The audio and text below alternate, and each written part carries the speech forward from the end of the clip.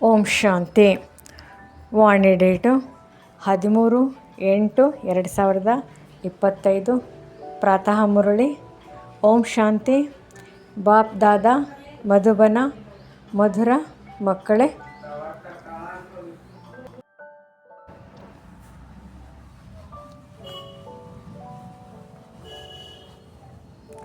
ಅಕಾಲ ಮೂರ್ತಿ ತಂದೆಯು ಮಾತನಾಡುವ ನಡೆಯುವ ಸಿಂಹಾಸನ ಬ್ರಹ್ಮರವರು ಇದಾಗಿದೆ. ಯಾವಾಗ ಈ ಬ್ರಹ್ಮರವರಲ್ಲಿ ತಂದೆ ಬರುತ್ತಾರೆ ಆಗ ನೀವು ಬ್ರಾಹ್ಮಣರನ್ನು ರಚಿಸುತ್ತಾರೆ. ಪ್ರಶ್ನೆ: ಬುದ್ಧಿವಂತ ಮಕ್ಕಳು ಯಾವ ರಹಸ್ಯವನ್ನು ತಿಳಿದು ಸರಿಯಾದ ರೀತಿಯಿಂದ ತಿಳಿಸುತ್ತಾರೆ? ಅದಕ್ಕೆ ಉತ್ತರ: ಬ್ರಹ್ಮ ಯಾರು ಹಾಗೂ ಅವರೇ ಈ ಬ್ರಹ್ಮನಿಂದ ವಿಷ್ಣು ಹೇಗಾಗುತ್ತಾರೆ? ಪ್ರಜಾಪಿತ ಬ್ರಹ್ಮ ಇಲ್ಲಿದ್ದಾರೆ. ಅವರು ದೇವತೆ ಅಲ್ಲ, ಬ್ರಹ್ಮರವರೇ ಬ್ರಾಹ್ಮಣರ ಮುಖಾಂತರ ಜ್ಞಾನ ಯಜ್ಞವನ್ನು ರಚಿಸುತ್ತಾರೆ. ಇವೆಲ್ಲ ರಹಸ್ಯಗಳನ್ನು ಬುದ್ಧಿವಂತ ಮಕ್ಕಳೇ ತಿಳಿಸುತ್ತಾರೆ.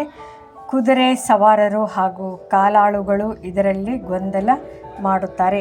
ಗೀತೆ. ಓಂ ನಮಃ ಶಿವಾಯ. ಧಾರಣೆಗಾಗಿ ಮುಖ್ಯ ಸಾರ. ಮೊದಲನೇದು, ಈ ಡ್ರಾಮಾದ ಪ್ರತಿಯೊಂದು ದೃಶ್ಯವನ್ನು ಸಾಕ್ಷಿಯಾಗಿ ನೋಡಬೇಕು. ಒಬ್ಬ ತಂದೆಯ ನೆನಪಿನಲ್ಲಿ ಮಸ್ತರಾಗಿರಬೇಕಾಗಿದೆ. ನೆನಪಿನ ಯಾತ್ರೆಯಲ್ಲಿ ಎಂದೂ ಉಮಂಗವು ಕಡಿಮೆಯಾಗದಿರಲಿ. ಎರಡನೇದು, ವಿದ್ಯೆಯಲ್ಲಂದು ಉದಾಸೀನರು ಆಗಬಾರದು. ತಮ್ಮ ಶ್ರೇಷ್ಠ ಅದೃಷ್ಟವನ್ನು ರೂಪಿಸಿಕೊಳ್ಳಲು ಅವಶ್ಯವಾಗಿ ಪವಿತ್ರರಾಗಬೇಕಾಗಿದೆ. ಸೋಲನ್ನು ಅನುಭವಿಸಿ ಜನ್ಮ ಜನ್ಮಾಂತರಕ್ಕಾಗಿ ಪದವಿ ಭ್ರಷ್ಟ ಮಾಡಿಕೊಳ್ಳಬಾರದು. ವರದಾನ: ಸೇವೆಯ ಮೂಲಕ ಅವಿನಾಶಿ ಅಲೌಕಿಕ ಖುಷಿಯ ಸಾಗರದಲ್ಲಿ ತೇಲಾಡುವ ಅದೃಷ್ಟವಂತ ಆತ್ಮಭವ. ಯಾವ ಮಕ್ಕಳು ಸೇವೆಗಳಲ್ಲಿ ಬಾಬ್ದಾದ ಮತ್ತು ನಿಮಿತ್ತವಾಗಿರುವ ಹಿರಿಯ ಸ್ನೇಹದ ಆಶೀರ್ವಾದಗಳನ್ನು ಪ್ರಾಪ್ತಿ ಮಾಡಿಕೊಳ್ಳುತ್ತಾರೆ ಅವರಲ್ಲಿ ಅಲೌಕಿಕ ಆತ್ಮಿಕ ಖುಷಿಯು ಅನುಭವವಾಗುತ್ತದೆ.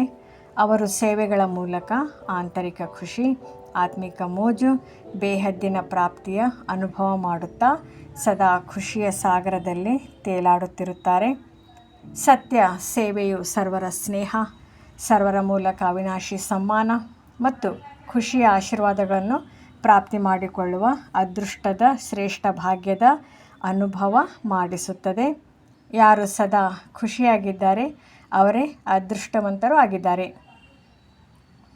ಸ್ಲೋಗನ್: ಸದಾ ಹರ್ಷಿತ ಮತ್ತು ಆಕರ್ಷಣಾ ಮೂರ್ತಿಯಾಗುವುದಕ್ಕಾಗಿ ಸಂತುಷ್ಟ ಮಣಿಯಾಗಿರಿ. ಅವ್ಯಕ್ತ ಸೂಚನೆ: ಸಹಜ ಯೋಗಿ ಆಗಬೇಕೆಂದರೆ ಪರಮಾತ್ಮನ ಪ್ರೀತಿಯ ಅನುಭವಿಯಾಗಿರಿ. ಕರ್ಮದಲ್ಲಿ, ವಾಣಿಯಲ್ಲಿ, ಸಂಪರ್ಕದಲ್ಲಿ ಅಥವಾ ಸಂಬಂಧದಲ್ಲಿ, ಪ್ರೀತಿ ಮತ್ತು ಸ್ಮೃತಿ ಅಥವಾ ಸ್ಥಿತಿಯಲ್ಲಿ ಲವಲೀನರಾಗಿರಬೇಕು. ಯಾರು ಎಷ್ಟು ಪ್ರಿಯರಾಗಿರುತ್ತಾರೆ ಅವರು ಅಷ್ಟೇ ಲವಲೀನರಾಗಿರಲು ಸಾಧ್ಯ. ಈ ಲವಲೀನ ಸ್ಥಿತಿಯು ಮನುಷ್ಯಾತ್ಮರು ಲೀನವಾಗುವ ಅವಸ್ಥೆ ಎಂದು ಹೇಳಿಬಿಟ್ಟರು.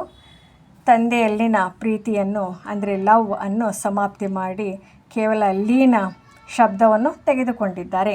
ನೀವು ಮಕ್ಕಳು ತಂದೆಯ ಪ್ರೀತಿಯಲ್ಲಿ ಲವಲೀನರಾಗಿದ್ದರೆ ಅನ್ಯರನ್ನು ತಮ್ಮ ಸಮಾನ ಅಥವಾ ತಂದೆಯ ಸಮಾನ ಮಾಡಿಕೊಳ್ಳಬಹುದು.